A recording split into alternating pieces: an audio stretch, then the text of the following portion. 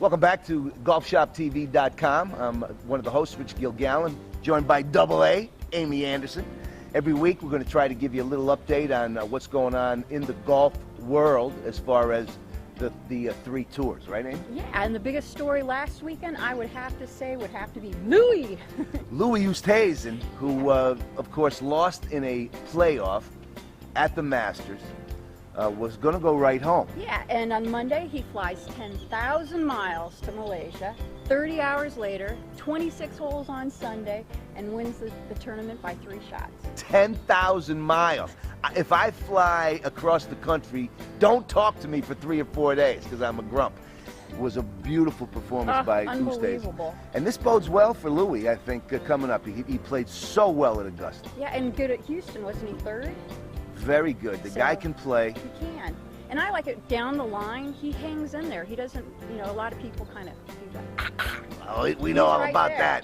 that. Yeah, he really showed what he was made of, Amy, when he just dominated a world-class field to win the British Open Championship. And so then he was hurt for a little while, and obviously he's recovered from his injuries, and it's going to be exciting to see how far Louis goes. That golf swing is so simple and so pure that he should be very successful. No, I enjoy watching him. Now that the PGA Tour is in Texas this week. Yes, at the Valero. Ooh, and that's, of course, Norman and Sergio Garcia built, and that's a tough course. Well, yeah, it is. You know, the Texas influence on the game of golf cannot be overstated. Obviously, when you have 2 kids in the same caddy shack growing up, and they happen to be Ben Hogan and Byron Nelson, then you have Lee Trevino, you have Ben Crenshaw. It's a very, very long list of great Texas golfers, so it's always fun to see the tour go. Yeah. Now, who do you like this week? Well, you know, I tell you, I'm not one of these guys that's overly comfortable picking one player out of a 144-player field. It's kind of impossible, but I think that the game is in such great shape right now that you can take one of any 20 guys, 25 guys, and they're going to have a chance to bring home the $1 million. It's a lottery ticket every week on the PGA Tour. Now, will we see any big numbers this week? Remember last year, I forget who, they had a 16 on the 9th hole? That was Kevin Na, I think. Kevin Na. Yeah, the big 16. You know, I don't know.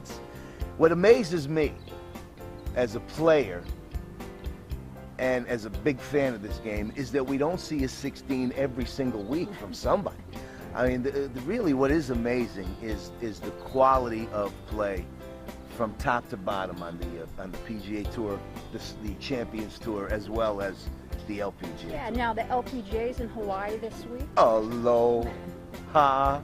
Hoi. And it actually started last evening, a Wednesday start. That's sort of unusual. Well, it was great to have golf in prime time. We always enjoy that. And Michelle Wie has graduated now from Stanford, and of course she is one of the most famous people on the island. You know, I stayed in Hawaii, and the 3 biggest names in Hawaii are Michelle Wie, Dog the Bounty Hunter, and our late friend Jim, who of course was in Hawaii 5-0, Jimmy MacArthur. And Michelle Wie is so popular there. You hope that she would be able to play well, and last night didn't really work out. Yeah, 78 yesterday, in jeopardy of missing a cut 3 weeks in a row, or 3 times in a row. Yeah, we'd like to see Michelle play a little better. But how about Yanni Tseng in 2nd place, 3 under yesterday? Dominating presence. I've had the opportunity on the first tee at the Kraft Nabisco to see her for the last several years. She is as tough as a $2 steak out there, boy. You better come ready if you're going to take on Yanni Tseng right now. And how about the honors yesterday? 100 most influential people in the world? Yanni Tseng! I think I was number 101, unfortunately. I was informed by Time Magazine that I just missed the cut. Wonderful lady. Yes. So, and how about Sean Foley's comments yesterday?